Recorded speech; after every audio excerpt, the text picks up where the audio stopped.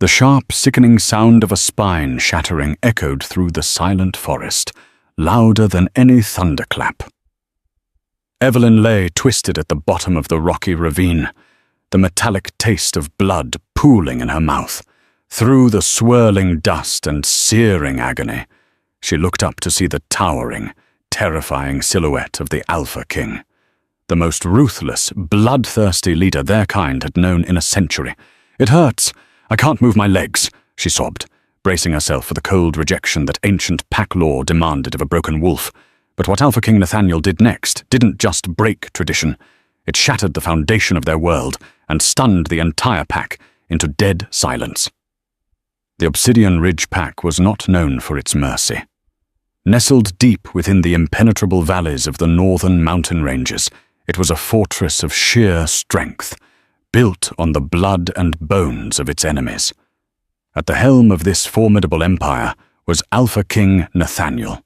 He was a man carved from ice and shadow, feared by neighboring packs and revered by his own. Nathaniel had never taken a mate, nor had he ever shown a flicker of weakness. He believed only in absolute power, swift justice, and the uncompromising survival of the fittest. In a world where weakness meant death, Nathaniel was the ultimate predator.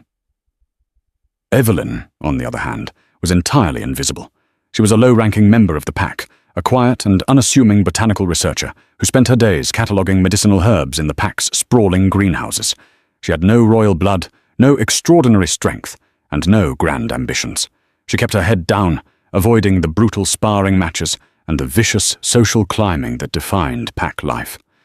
She was content in the shadows, perfectly fine with being a nobody. But fate, it seemed, had a deeply twisted sense of humor. It was the night of the Blood Moon Festival, a rare celestial event that demanded celebration, feasting, and the lowering of the pack's heavily guarded borders for a brief ceremony. The air was thick with the scent of roasted meat, pine, and the intoxicating energy of hundreds of wolves dancing under the crimson glow of the moon. Evelyn stood at the very edges of the crowd, a warm cup of cider in her hands, watching the chaos with a gentle, detached smile. Then, the alarms began to shriek. The transition from celebration to slaughter was instantaneous. A massive, coordinated faction of rogues breached the eastern perimeter. These were not the starved, desperate loners the pack occasionally dealt with. These were hardened mercenaries, their weapons and claws coated in toxic, refined silver. The festival grounds descended into absolute pandemonium. Screams tore through the night as Obsidian Ridge warriors shifted into their massive wolf forms, colliding with the invaders in a flurry of fangs, blood, and snapping bones. Evelyn, lacking any combat training, did what any sensible non-combatant would do. She ran for the heavily fortified bunkers. The path was treacherous, filled with fleeing families and roaring combatants. Just as she neared the safety of the iron doors, a terrified shriek cut through the din. She turned. Less than 50 yards away, near the precipice of the jagged blackwood quarry, a massive rogue had cornered little Leo, a 6-year-old pup who had wandered away from his mother in the panic. The rogue's jaws snapped, slaver dripping onto the trembling child. Evelyn didn't think. There was no time to weigh the odds or call for the warriors who were already overwhelmed. Driven by a primal, protective instinct she didn't know she possessed, she launched herself across the clearing. She wasn't strong enough to fight the beast, but she was fast enough to become a human shield. She slammed into Leo just as the rogue lunged, shoving the tiny boy out of the path of the deadly jaws. But the momentum of her tackle, combined with the rogue's sweeping, silver-laced claws, threw Evelyn violently off balance. The ground beneath her boots simply vanished. Time seemed to slow down as Evelyn tipped backward over the edge of the quarry. She saw the night sky, the blood-red moon, and the shocked faces of the fighting wolves above. Then she plummeted. The fall was a nightmare of jagged rocks and sharp branches tearing at her flesh. But it was the landing that ended everything. She hit the bottom of the ravine with a catastrophic, deafening crunch. Agony, white-hot and blinding, exploded in her lower back, radiating outward before abruptly, terrifyingly, cutting off into a numb, heavy void. She couldn't breathe. She couldn't scream. She could only lay there in the dust, choking on her own blood. Miles away, at the front lines of the battle, Alpha King. Nathaniel was in the middle of tearing a rogue's throat out when it hit him. It wasn't a physical blow, but a metaphysical shockwave that brought the legendary Alpha to his knees.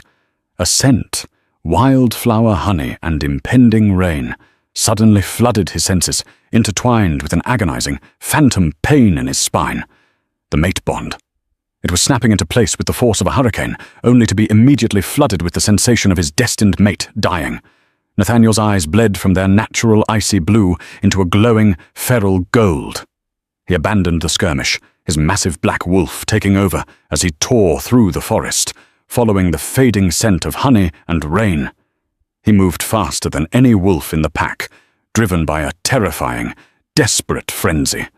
When he reached the bottom of the quarry, the battle above seemed 1,000,000 miles away. The dust was settling over Evelyn's broken body. Her legs were twisted at impossible angles. Blood stained her simple festival dress. Nathaniel shifted back to his human form, his massive, scarred body trembling as he dropped to his knees in the dirt beside her. The ruthless king, who had ordered executions without a second thought, reached out with shaking hands. Evelyn's eyes fluttered open, glassy and wide with terror. She didn't know about the bond. She only saw the terrifying Alpha King staring down at her broken form. Pack law was absolute. Severely injured or crippled wolves were a liability. They were expected to be put out of their misery or exiled to die with honor rather than drain the pack's resources. A tear tracked through the dirt on her cheek. "It hurts," she whispered, her voice barely a rasp. She tried to shift away, to curl into a defensive ball, but the lower half of her body refused to obey. Panic flooded her features. I can't move my legs." She closed her eyes, waiting for the killing blow. She waited for the king to deliver the mercy killing that tradition demanded. Instead, Nathaniel let out a raw, guttural sound that sounded less like a man and more like a dying animal. He leaned down, burying his face into her blood-matted hair, inhaling her fading scent. "Breathe, little one," the ruthless Alpha King whispered, his voice cracking with an emotion no one in the pack had ever heard. "Just keep breathing. I have you."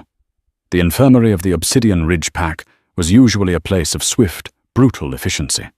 Wolves healed rapidly. Those who usually didn't survive the journey to the operating tables. But tonight, the sterile white halls were suffocated by a tense, terrifying silence. Outside the heavy double doors of the surgical ward, Alpha King Nathaniel stood frozen. He was covered in blood, both rogue and Evelyn's, and his dominant aura was leaking out in erratic, oppressive waves, forcing every guard, nurse, and pack member in the vicinity to drop to their knees, gasping for air. Inside the surgical suite, Dr. Harrison, the pack's chief medical officer, was performing a miracle just to keep Evelyn's heart beating. The damage was catastrophic. The rocks at the bottom of the Blackwood quarry were laced with natural silver veins. When Evelyn's spine had shattered against them, silver shards and dust had been driven directly into her spinal cord. The toxic metal was actively neutralizing her innate werewolf healing abilities, causing necrotizing damage to the nerve pathways. Hours bled into agonizing days. When Dr. Harrison finally emerged, his scrubs were stained, and his face was drawn and grey. He didn't bow to the Alpha. He was too exhausted. "Speak," Nathaniel growled, a low, dangerous vibration that rattled the medical instruments on the nearby trays. "My king," Dr. Harrison started, swallowing hard. "She is stable. The silver has been entirely extracted from her system. However, the damage to her spinal cord is permanent. The silver poisoning arrested her cellular regeneration at the critical moment of injury. She will survive, but she is paralyzed from the waist down. She will never walk, run, or shift again." The silence that followed was heavy enough to crush bone. From the shadows of the corridor stepped Elder Gideon, a tall, gaunt man who served as the head of the pack's advisory council. Beside him stood Cassandra, a striking, high-born she-wolf from an allied pack, who had long been presumed to be Nathaniel's future chosen mate. "A tragic loss," Elder Gideon said, his tone entirely devoid of actual sympathy. "She died a hero's death, saving the pup. It is a mercy that she is stable enough for you to sever the bond before she passes." Nathaniel's head snapped towards the elder, his eyes flashing gold. "Sever the bond?" "Alpha," Cassandra stepped forward, placing a delicate, perfectly manicured hand on his muscular forearm. "You are the king. Your mate is the queen.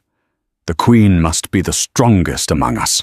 She must lead the hunts, bear strong heirs, and fight by your side. A crippled wolf, it is unheard of.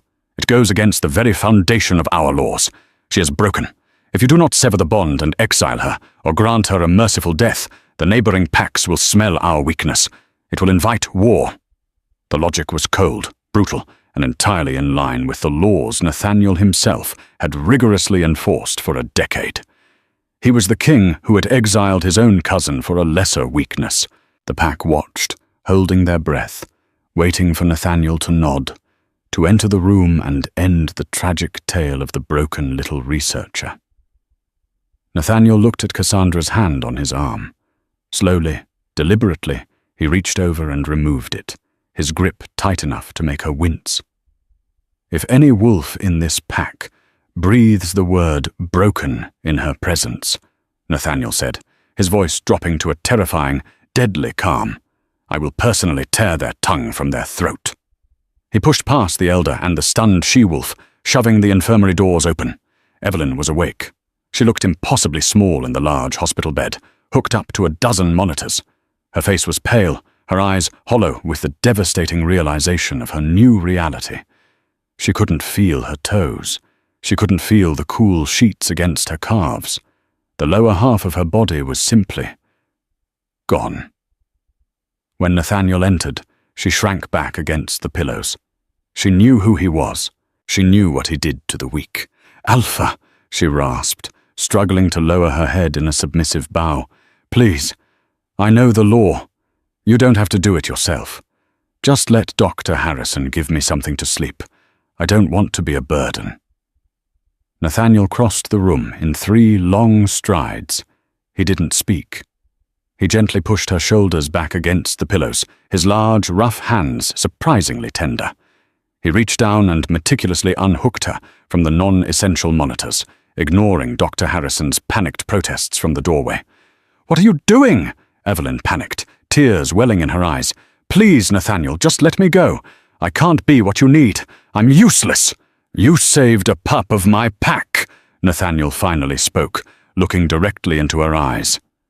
The raw intensity in his gaze made her breath catch. "You threw yourself into the jaws of death without hesitation. You possess more strength in your shattered spine than my entire council possesses in their miserable lives." He leaned down and carefully slipped one massive arm beneath her knees and the other around her back, supporting her fragile frame perfectly. He lifted her from the bed. She weighed nothing to him. "You are my mate," he declared, the words vibrating through his chest and into hers. "And you will be their queen."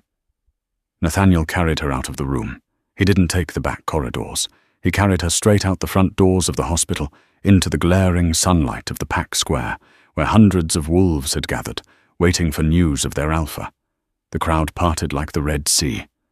Gasps rippled through the onlookers as they saw their terrifying, ruthless alpha carrying the crippled, paralyzed researcher. Nathaniel stopped in the center of the square. He didn't shout, but his voice boomed with alpha command, forcing every wolf to listen. "This is Evelyn," he roared, lifting her slightly higher so the entire pack could see her. She bled for this pack.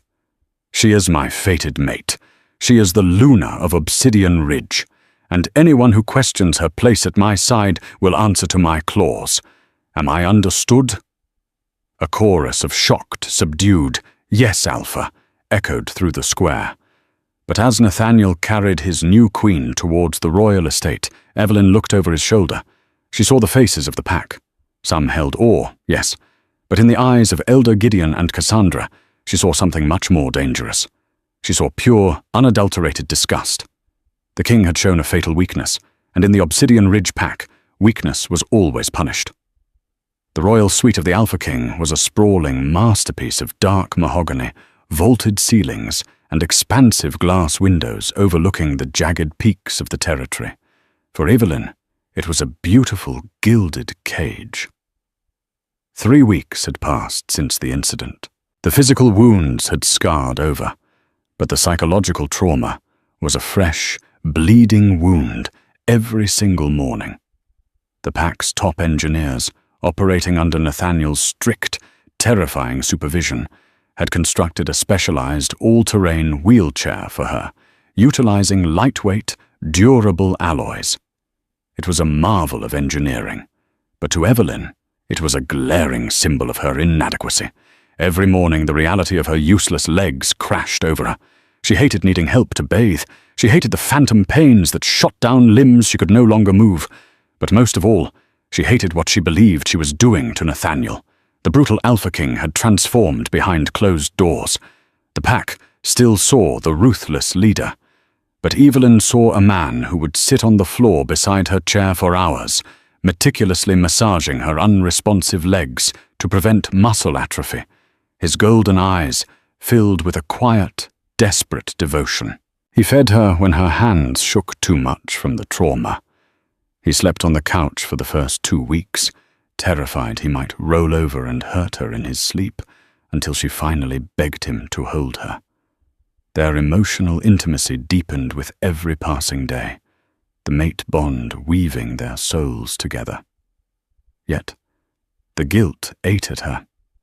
She was supposed to run with him under the moon. She was supposed to stand proudly at his side during border disputes. Instead, she was confined to the smooth hardwood floors of the royal wing. "You're thinking too loudly again," Nathaniel murmured one evening, resting his chin on her shoulder as she sat in her chair, staring blankly out the window at the distant tree line. He wrapped a thick, woven blanket around her shoulders. "I'm thinking about the winter solstice gathering next week," Evelyn admitted quietly, leaning her head back against his chest. "The alphas from the 5 allied packs will be here. They will expect to meet your new Luna. When they see me, they will see a vulnerability in your armor, Nathaniel." Nathaniel's jaw tightened. "Let them look. If they mistake my devotion for weakness, they will quickly learn otherwise when I separate their heads from their bodies. Nathaniel, you can't go to war with everyone just to protect my feelings," she sighed, her hands gripping the armrests of her chair.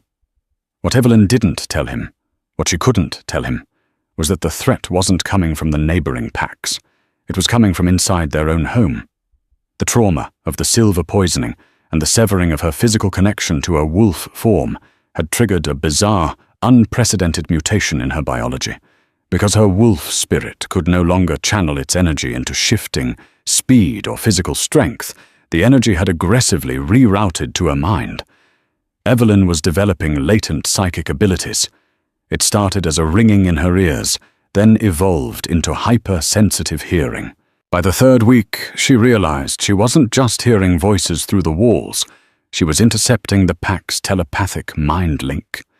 Usually alphas could only hear what was directed at them, but Evelyn found herself able to passively listen to the encrypted, private channels of pack members completely undetected, and what she heard terrified her.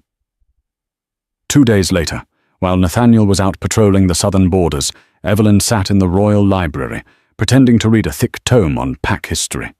In reality, she closed her eyes and extended her consciousness outward, a skill she was slowly mastering.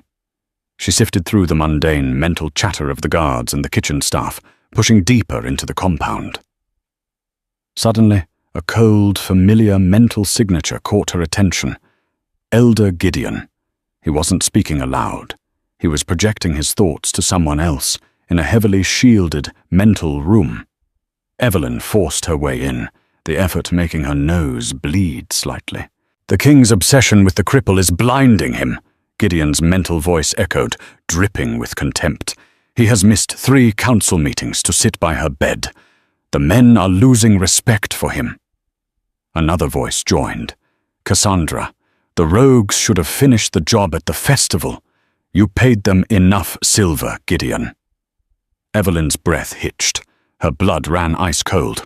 The rogue attack hadn't been a random breach.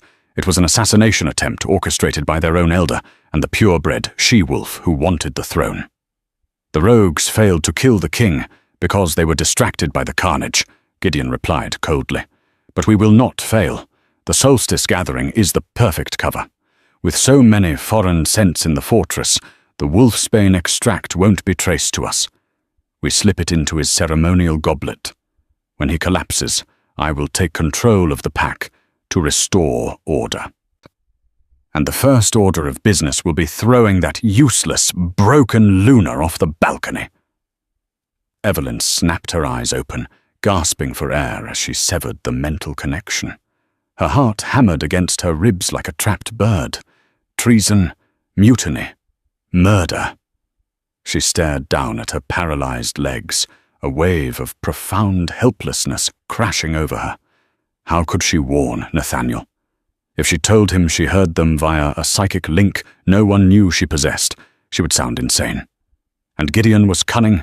He would have covered his tracks entirely. There would be no physical proof.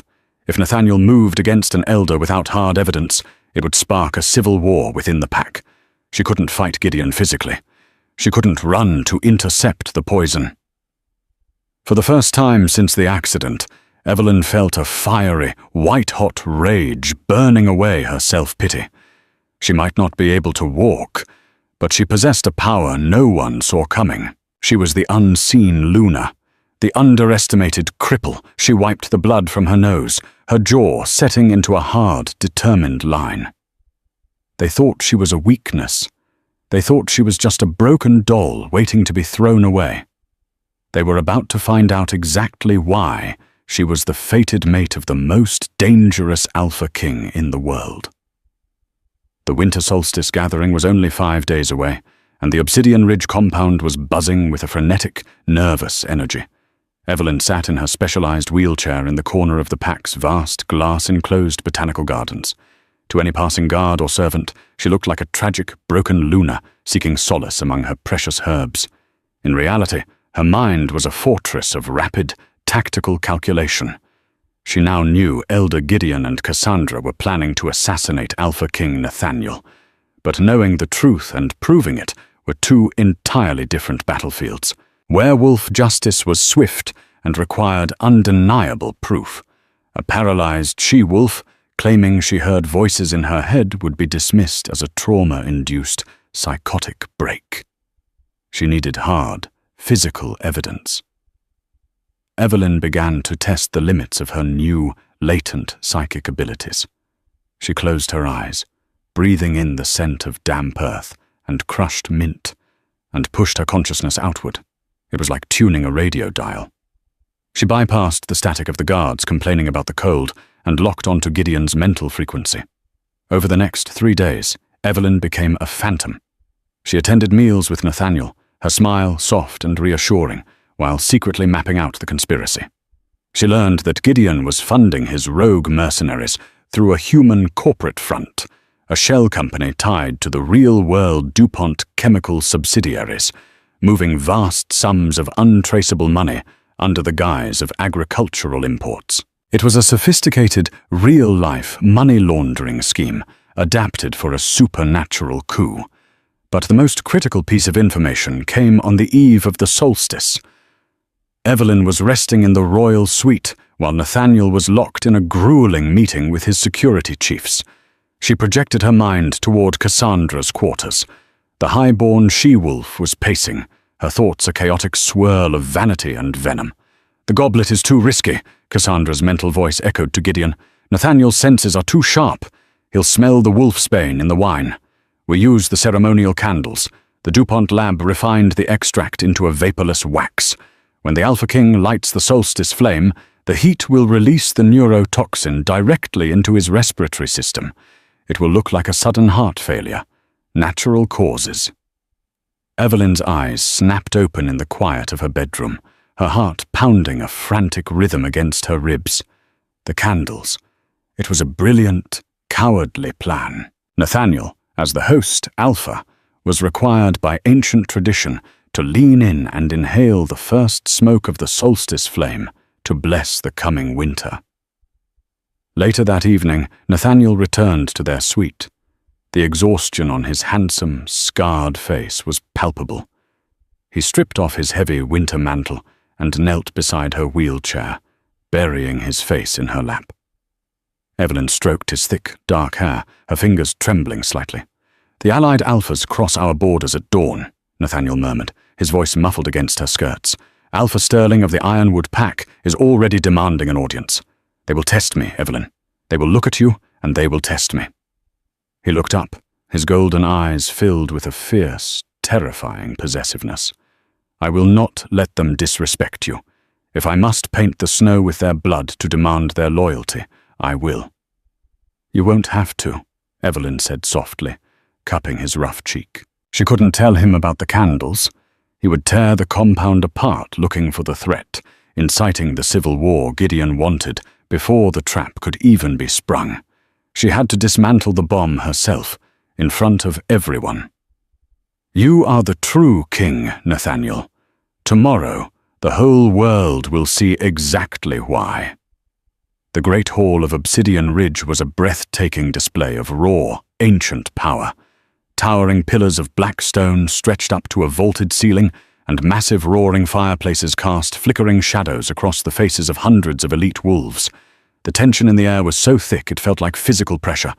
At the head of the colossal dining table sat Alpha King Nathaniel, radiating a dark, suffocating aura of dominance that kept the visiting Alphas on edge.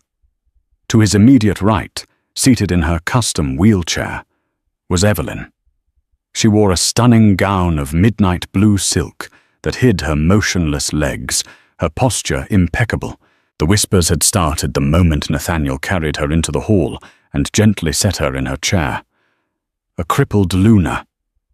The king has gone mad. Obsidian Ridge is vulnerable. Evelyn heard them all, both the spoken whispers and the telepathic sneers. She kept her face an unreadable mask of calm, a stark contrast to the boiling storm of psychic energy she was gathering in her mind. Across the table, Elder Gideon sat with a placid, grandfatherly smile. A few seats down, Cassandra looked radiant, her eyes glittering with cruel anticipation.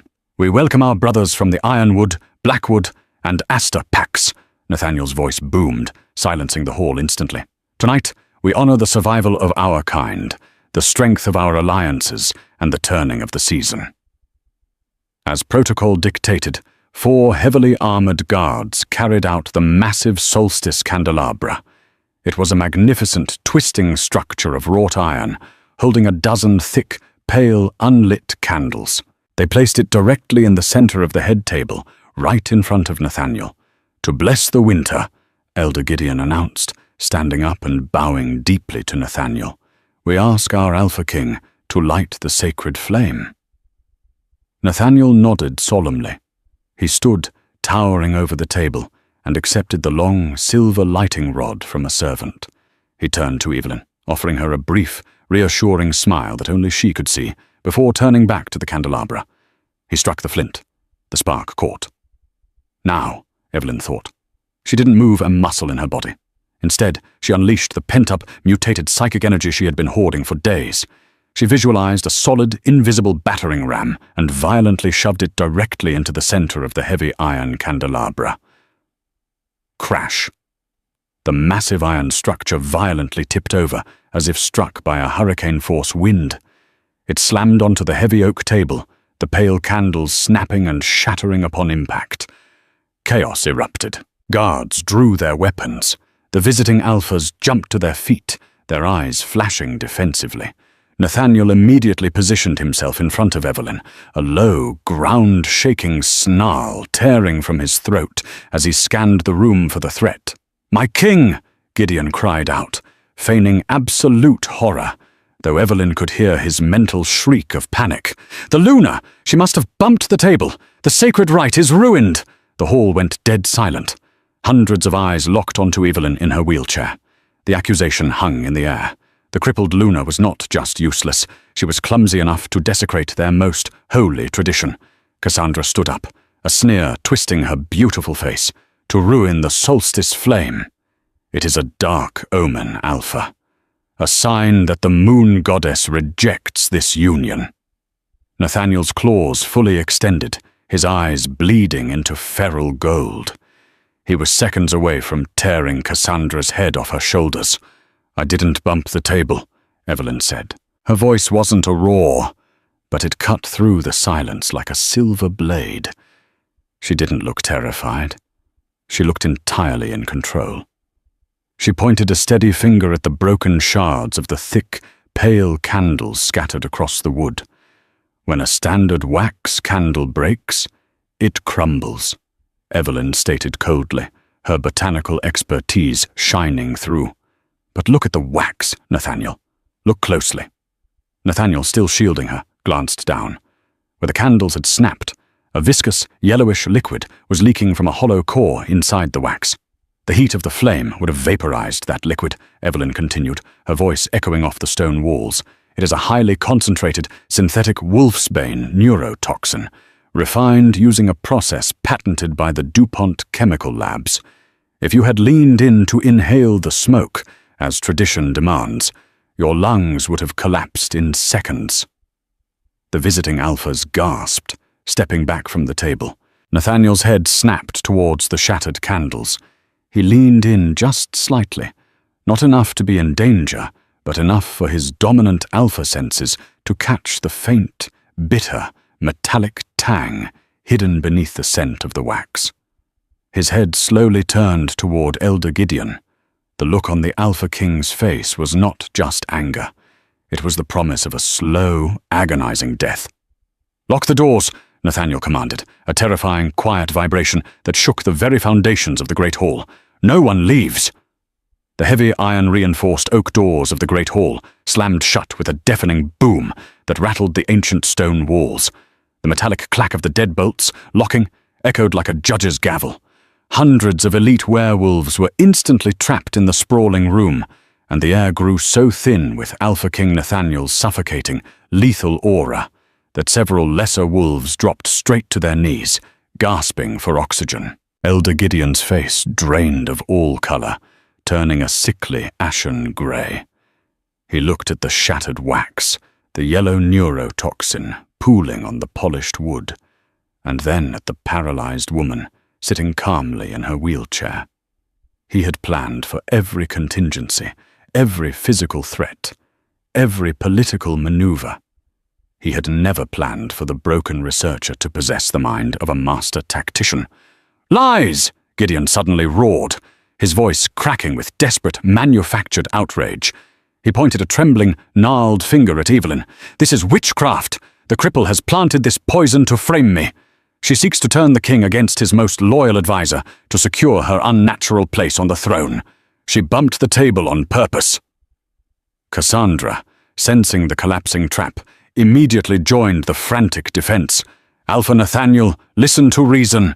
She is a broken thing, bitter and twisted by her injuries. She is trying to incite a war within your own walls." The visiting leaders, including the formidable Alpha Mercer of the Aster Pack and Alpha Langdon of the Ironwood territory, shifted uneasily. They were warriors, not detectives. The accusation of a paralyzed Luna orchestrating a complex framing was difficult to process. They looked to Nathaniel, waiting for the king to pass judgment. Nathaniel didn't look at Gideon. He didn't look at Cassandra. He slowly turned his glowing, feral golden eyes down to his mate. The chaotic fury radiating from his massive frame softened by a fraction as he looked at Evelyn. He trusted her completely, but he knew werewolf law. To execute an elder, especially in front of allied alphas, required absolute, undeniable proof, lest he be branded a tyrant. "Evelyn." Nathaniel's voice was a low, dangerous rumble that vibrated through the floorboards. "Speak."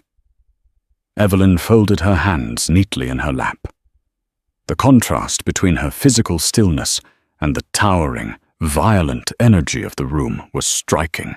3 weeks ago, Evelyn began, her voice calm, clear, and projecting effortlessly across the dead silent hall. Elder Gideon authorized a wire transfer of $5 million from the PAC's emergency reserve funds. He routed it through a dummy agricultural corporation heavily tied to the DuPont chemical subsidiaries in the human sector. The transaction number was Delta 9742. The money was used to purchase highly refined, vaporless wolfsbane extract, synthesized into candle wax. Gideon staggered back a step, his breath hitching. How could you possibly know those numbers? The ledgers are locked in the subterranean vaults. Only the Council has the biometric clearance. I don't need your vaults, Gideon, Evelyn stated coldly. She locked her eyes onto the elders. Because I can hear everything you try to hide. It was time to push her mutated biology to its absolute breaking point. Evelyn closed her eyes and inhaled sharply. Instead of just passively listening to the mental link, she visualized the chaotic energy in her mind as a blinding white light. She gathered it, compacted it, and then violently forced it outward, tearing down the mental shields of every single wolf in the great hall. The collective gasp that echoed through the room was deafening. Suddenly, Alpha Mercer, Alpha Langdon, the Royal Guards, and Nathaniel himself staggered as a new, unfamiliar voice bypassed their ears and echoed directly inside their skulls. It was Gideon's voice. Evelyn was projecting the Elder's own recent memories directly into the minds of everyone present. The rogues failed to kill the king because they were distracted by the carnage. Gideon's mental voice sneered inside the heads of the horrified crowd, an exact playback of the treasonous conversation Evelyn had intercepted days prior. With so many foreign scents in the fortress, the wolfsbane extract won't be traced to us. We slip it into his ceremonial goblet. When he collapses, I will take control of the pack to restore order. And the first order of business will be throwing that useless, broken Luna off the balcony. The psychic projection cut off abruptly as Evelyn slumped back in her wheelchair, a thin line of blood trickling from her left nostril. The exertion was massive, but the result was absolute devastation for the traitors. The great hall erupted. The visiting alphas bared their fangs, utterly appalled by the sheer cowardice and dishonor of the plot. Poison and back-alley assassins were the tools of cowards, not true wolves. Gideon fell to his knees, clutching his head, his political empire instantly reduced to ash. He looked up at Nathaniel, terrified tears streaming down his face. "Mercy, my king! I only wanted what was best for the pack. A strong leader, a strong queen." "You wanted power," Nathaniel growled, his voice stripped of all humanity, his claws extended fully, dripping with a terrifying promise of violence, "and you tried to take it by targeting the very soul of my existence." Cassandra, realizing that all was lost and execution was imminent, let out a hysterical, feral shriek. Her bones cracked and shifted in the blink of an eye, her elegant gown ripping to shreds as she transformed into a massive, sleek timber wolf. But she didn't run for the locked doors. In a final act of desperate, unhinged spite, she lunged directly across the table, her jaws snapping toward Evelyn's exposed throat. If she was going to die, she was taking the crippled Luna with her. Evelyn didn't even flinch. She didn't need to. Before Cassandra could even clear the ruined candelabra, Nathaniel intercepted her. It wasn't a fight. It was an execution. The Alpha King moved with a speed that defied physics. He caught the massive timber wolf mid-air by the throat, his brutal grip crushing her windpipe instantly, with a sickening, resounding snap that echoed the very sound of Evelyn's spine breaking weeks ago. Nathaniel ended the traitor's life, tossing her lifeless body onto the stone floor like discarded trash. He didn't pause. Nathaniel turned his predatory gaze to the cowering elder. Gideon scrambled backward, his hands held up in pathetic surrender. "No, Alpha! Please! The laws!" "I am the law," Nathaniel roared, closing the distance in 2 massive strides. He hoisted the elder off the ground by the collar of his ornate robes, and you have drawn your last breath in my territory. Hard karma had finally come to collect its debt. For years, Gideon had preached that weakness deserved death, that only the physically strong had the right to survive. In his final moments, he was entirely powerless, outsmarted by a woman who couldn't walk, and utterly broken by the alpha he had underestimated. Nathaniel's claws flashed in the firelight, and the reign of the traitorous elder was ended with a single, brutal strike. The heavy iron-reinforced oak doors of the great hall remained locked, sealing in a suffocating atmosphere, thick with the scent of scorched synthetic wax, spilled blood, and the electric, ozone-like tang of raw, unleashed psychic power. The sprawling, ancient room, usually a place of boisterous celebration and deafening pack roars, had been reduced to a profound, paralyzing silence. The bodies of the traitors, the former Elder Gideon and the high-born noble Cassandra, lay crumpled and lifeless on the cold stone floor. They were a stark, brutal testament to the ultimate cost of treason within the Obsidian Ridge Pack, their ambitious plots permanently extinguished by the very Alpha they had sought to overthrow. The Alpha King stood towering over the wreckage of the massive oak table, his broad chest heaving with deep, ragged breaths. Slowly, agonizingly, the terrifying, feral, golden glow in his eyes began to recede, bleeding back into his natural, freezing, icy blue. His lethal claws, still dripping with the evidence of his swift and uncompromising justice, retracted into his fingertips. He had just executed the highest-ranking advisor in his political court and a purebred ally in front of the most powerful leaders of the allied northern territories. By all traditional laws of their kind, such a sudden, violent outburst could have sparked immediate outrage or even an outright declaration of war. Yet, as the Alpha King turned his gaze across the room, the air was not filled with the sharp scent of outrage or defensive aggression. It was completely saturated with profound, unadulterated awe. Every eye in the great hall was no longer fixed on the imposing, blood-soaked Alpha King. Instead, the collective gaze of hundreds of elite, battle-hardened werewolves was anchored entirely on the woman sitting quietly in the corner of the room. Evelyn remained utterly motionless in her specialized, lightweight wheelchair. Her stunning midnight blue silk gown was entirely pristine, save for a single, stark drop of dark, crimson blood that had fallen from her left nostril onto her collar, the only physical evidence of the massive, unprecedented psychic toll she had just endured. Her face was incredibly pale, the delicate veins beneath her skin stark against her complexion, and her chest rose and fell in shallow, exhausted rhythms.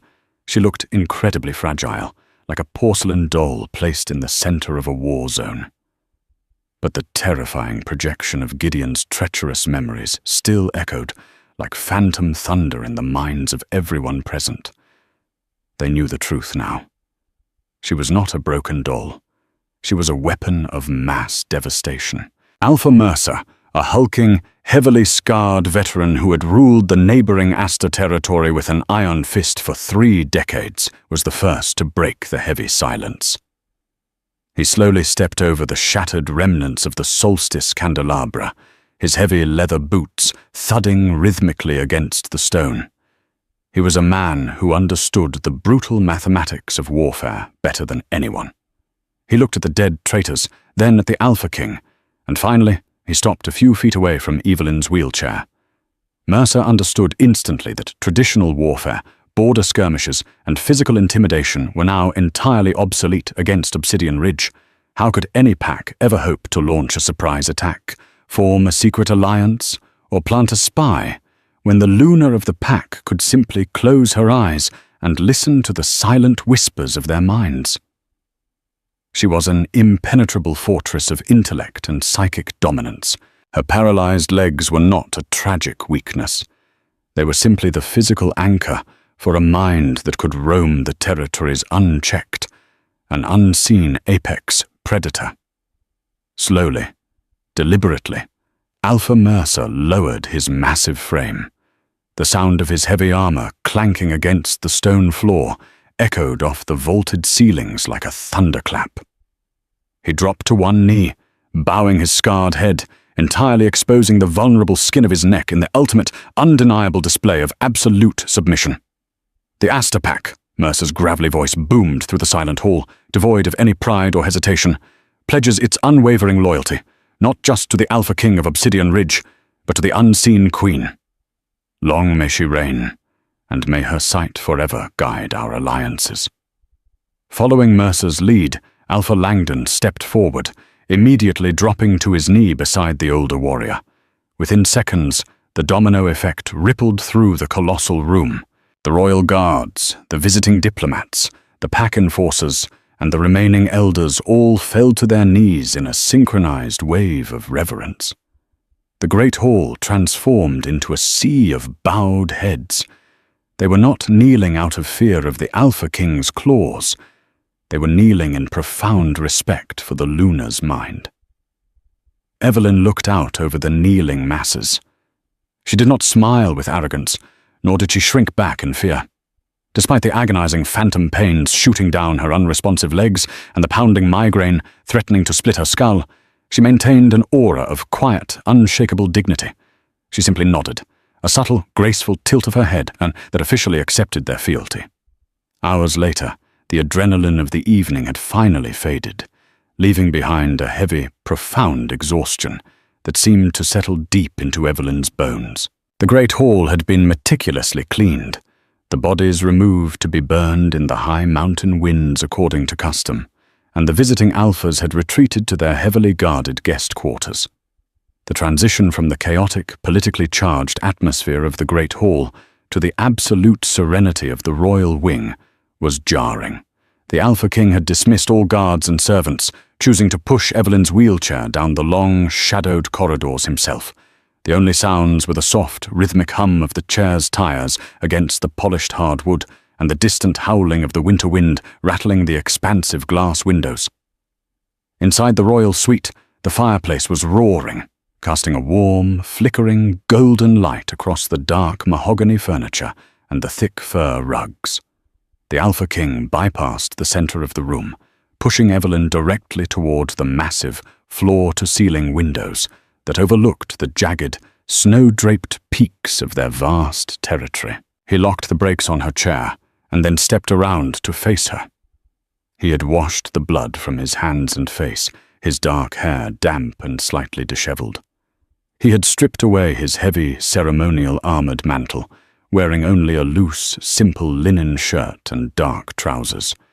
The terrifying, ruthless monarch of the great hall was completely gone, replaced entirely by a devoted, intensely vulnerable man. He didn't speak immediately. He crossed the final distance between them and sank to his knees on the thick fur rug, directly in front of her wheelchair. He reached out with large, trembling hands, gently taking her small, cold hands in his. He rested his forehead against her knees, wrapping his arms around her motionless legs, pulling her securely against his chest. Evelyn let out a long, shuddering breath, the rigid posture she had maintained all evening, finally collapsing. She reached down, threading her slender fingers through his damp hair. The mate bond hummed vibrantly between them in the quiet room. It was no longer fraught with her internal guilt or his desperate need to protect her from the whispers of the pack. The bond was now vibrating with a deep, unshakable foundation of absolute, mutual power. "You saved my life," the Alpha King murmured against the heavy fabric of her skirt, his voice thick with a raw, unfiltered emotion he reserved only for her. "You saved the entire pack from tearing itself apart from the inside, and you did it without ever throwing a single physical strike. You outsmarted them all." "I told you," Evelyn smiled softly, her voice barely above a whisper as she stared out at the moonlit mountains that she now undeniably ruled. "I told you that you wouldn't have to go to war to protect my feelings or my honor. We fight our battles differently now. Gideon relied on the old ways, on brute strength and hidden daggers. He forgot that the mind is the sharpest weapon of all." He lifted his head, his luminous eyes gazing up at her with a reverence that bordered on pure, unadulterated worship. He didn't see a tragedy when he looked at her wheelchair. He saw the brilliant, fierce woman who had sacrificed her physical body to save an innocent child, and who had then willingly sacrificed the peace of her own mind to protect his throne and his life.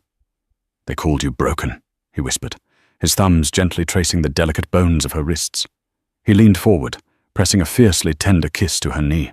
She couldn't feel the physical pressure of his lips against her skin, but she felt the rush of overwhelming love and devotion flood through their spiritual bond, warming her from the inside out. "Let them call me whatever they wish," Evelyn replied smoothly, leaning down to press her forehead gently against his. The firelight caught the determination in her eyes.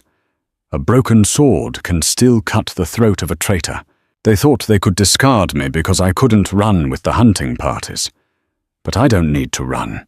I can see every threat coming before it even takes its first step." "You are the Luna of Obsidian Ridge," he declared, his voice a low, vibrating vow. "And I am exactly where I am supposed to be," she affirmed, closing her eyes and breathing in the scent of pine and winter air that always clung to him. He stood up smoothly, his massive frame effortlessly scooping her out of the wheelchair. He cradled her against his chest as if she weighed nothing at all, carrying her towards the center of the room. As the brutal winter storm raged outside the glass, burying the treacherous, bloody past under a thick, purifying blanket of pure, white snow, the Alpha King and his unseen queen finally found their absolute peace. They had survived the devastating fall. They had exposed the rot hidden within their own walls, and together they would reign over a new, untouchable era of the werewolf world. The truth is finally out. Evelyn didn't just survive the terrible fall. She evolved into the most powerful weapon the Obsidian Ridge Pack has ever seen. With her incredible psychic abilities, she not only saved Alpha King Nathaniel's life, but also completely destroyed Elder Gideon and Cassandra's treacherous plot in front of all the allied Alphas. True strength isn't always about sharp claws or fast legs. Sometimes it's about a brilliant mind and an unbreakable spirit. Did you see that incredible twist coming? If you loved watching Evelyn deliver that epic, hard karma to the traitors and claim her rightful place as the unseen queen, smash that like button. Subscribe to our channel and share this epic werewolf romance saga with your friends. Leave a comment below telling us your favorite moment from Evelyn and Nathaniel's journey. Until the next dramatic story, stay wild.